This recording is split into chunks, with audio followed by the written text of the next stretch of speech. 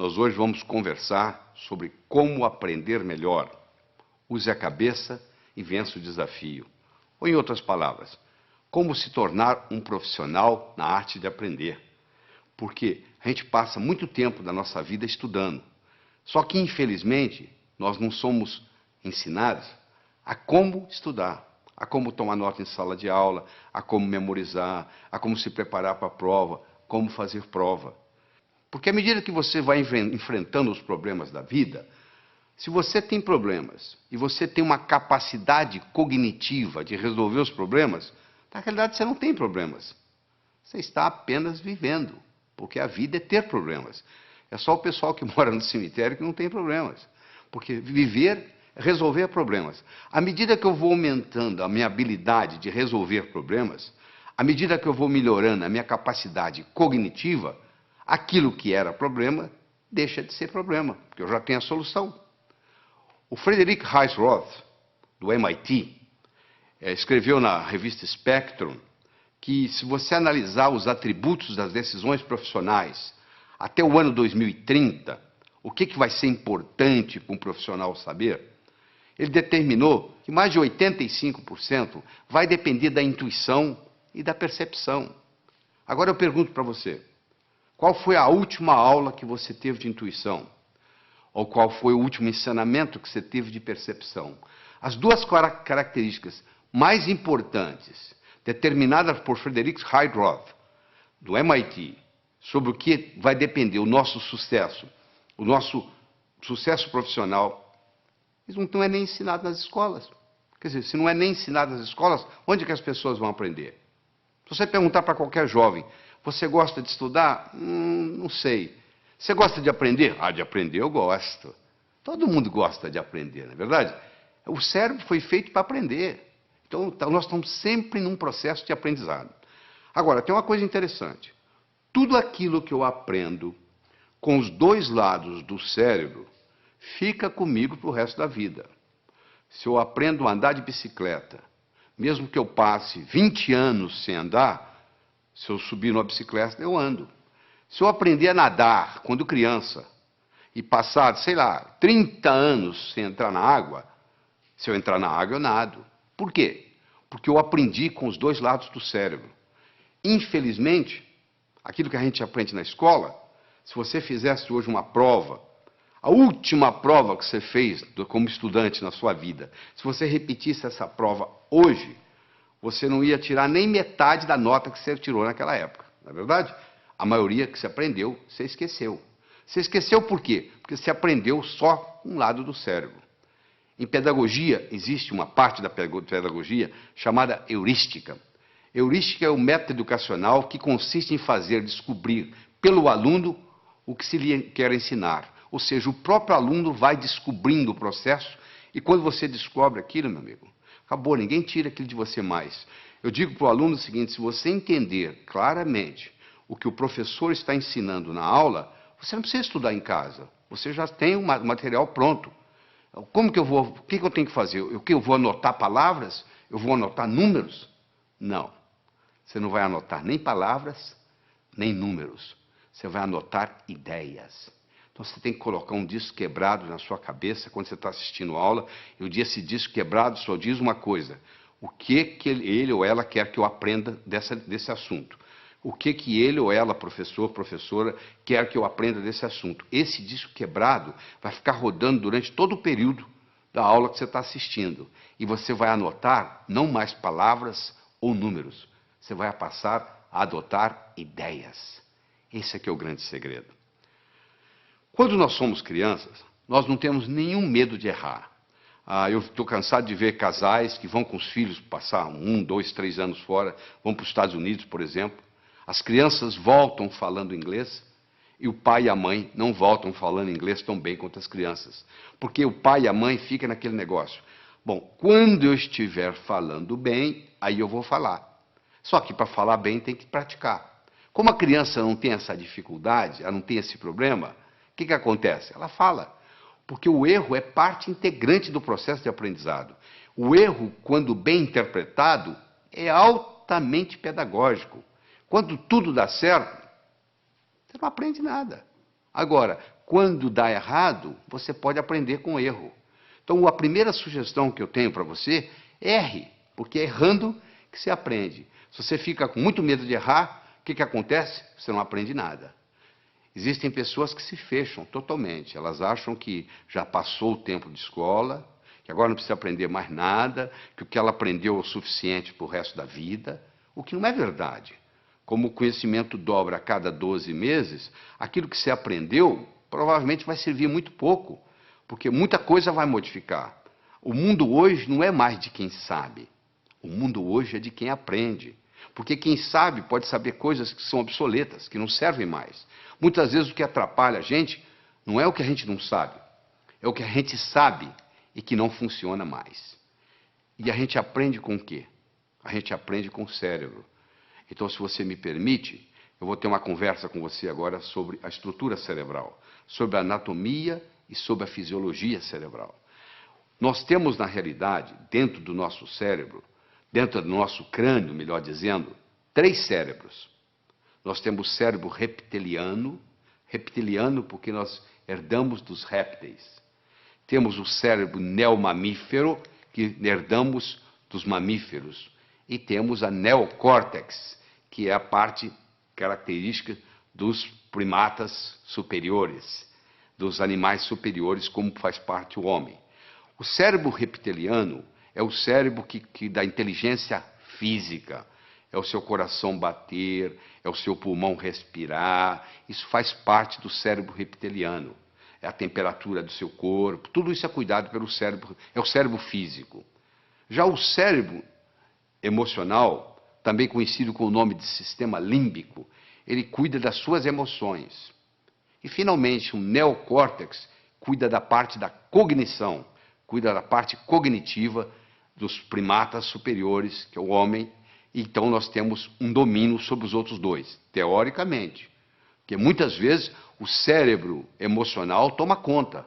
É aquele indivíduo tranquilo, que não reage a nada, e, de repente, num trânsito, num dia de movimento, num engarrafamento, ele sai do carro dele e mata alguém.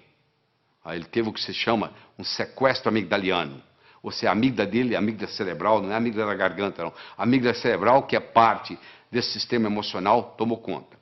É importante você entender isso, porque a parte emocional do cérebro, ela interfere na parte cognitiva. Ou seja, para nós pensarmos bem, nós precisamos da parte cognitiva em si e da parte emocional. Nós precisamos dos 2 componentes para fazer o pensamento. Antes a gente pensava que uma coisa era separada da outra. Hoje nós sabemos que não.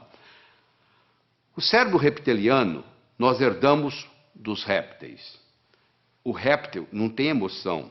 Se você tiver um jacaré ou uma serpente como animal de estimação, se você ficar 15 dias fora de casa, ela não vai ficar com saudades.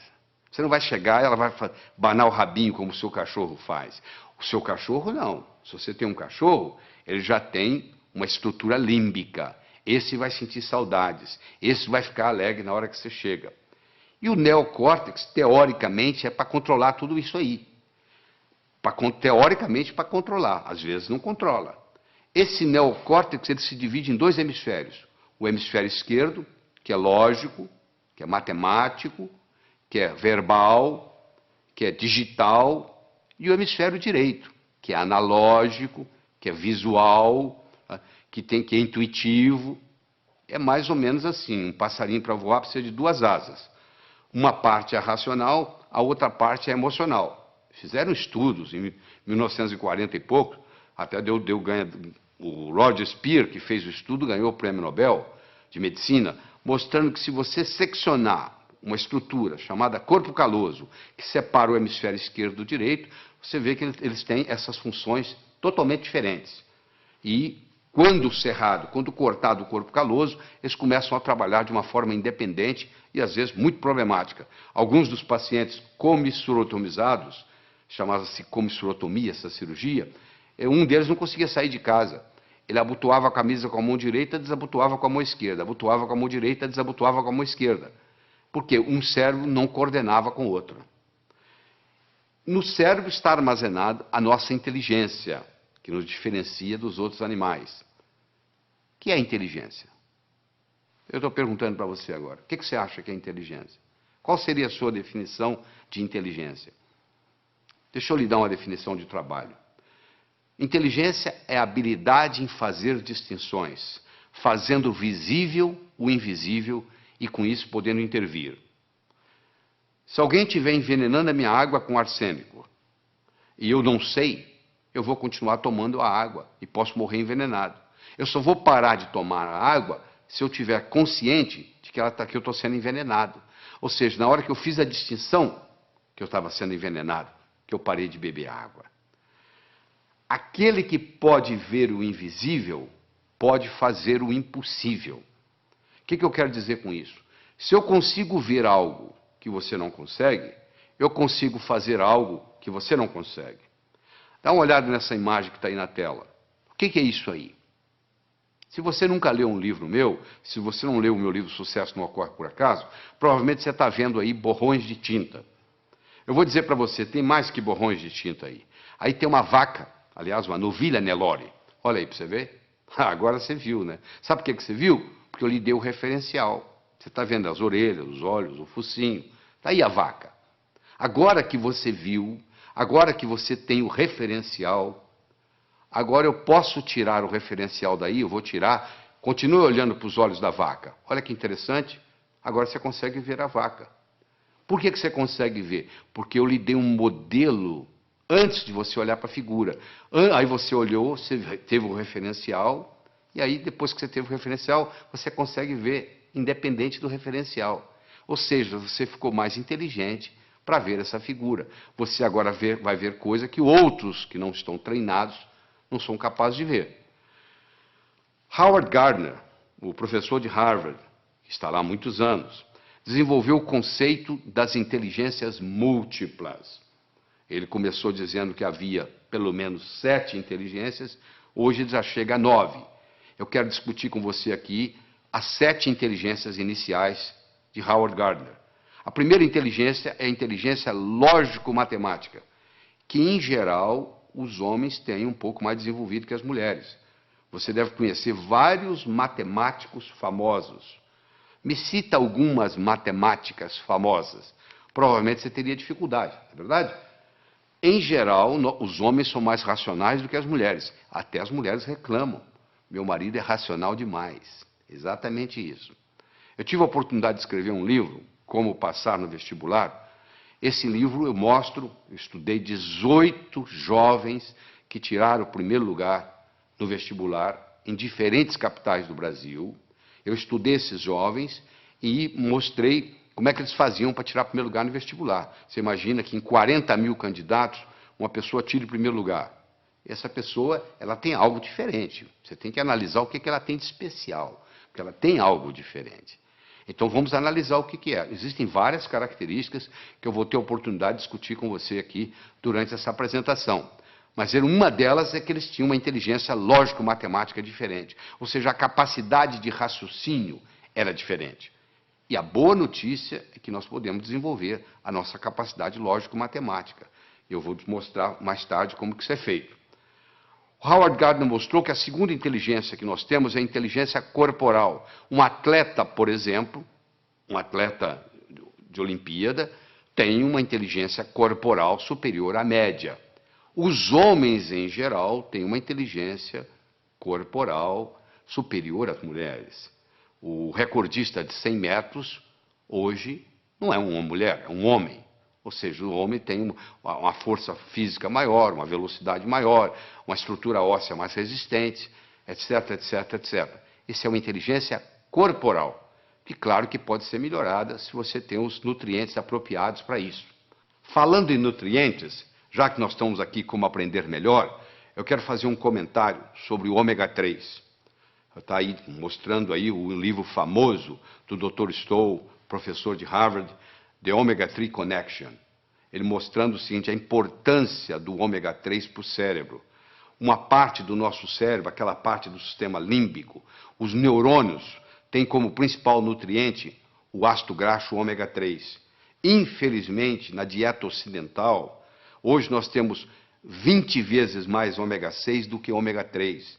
E o ideal seria ter, no máximo, 3 para 1. e nós temos 20 para 1. E isso causa uma série de problemas, inclusive problemas de aprendizagem na escola. Muitos alunos têm problema de aprender na escola porque tem excesso de ômega 6 ou deficiência de ômega 3 no cérebro. Então, a pessoa que ingere maior quantidade de ômega 3 tem a facilidade de aprender mais. Se você tem filho que está na escola, pode checar isso. Se o seu filho começar a fazer uma dieta onde aumenta a ingestão de ômega 3, ele vai melhorar na escola. Outra coisa importante sobre alimentação que eu gostaria de conversar com você é o ovo. Existe um mito, nada mais do que um mito, de que o ovo aumenta colesterol. Isso não é verdade. Não existe nenhum trabalho científico mostrando que o ovo aumenta colesterol. O trabalho mais sério que tem sobre ovo, eles pegaram 30 estudantes de medicina de Harvard, deram 25 ovos por dia durante 3 meses, e sabe o que aconteceu com o colesterol? Baixou.